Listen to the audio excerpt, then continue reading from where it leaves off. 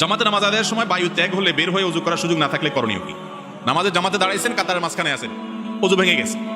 এখন এমন মুসল্লি গাদাগাদি করে দাঁড়াইছে, পিছনে 10-12 কাতার আছে, আপনি ভাঙা শেষ পর্যন্ত ওযু করা কঠিন। এরকম যদি হয় তাহলে ওযু ভেঙে গেলে ওই অবস্থায় অপেক্ষা করবেন। বসা অবস্থা ওযু গেছে, বসে থাকেন। দাঁড়ানো অবস্থা গেছে, দাঁড়ায় থাকেন।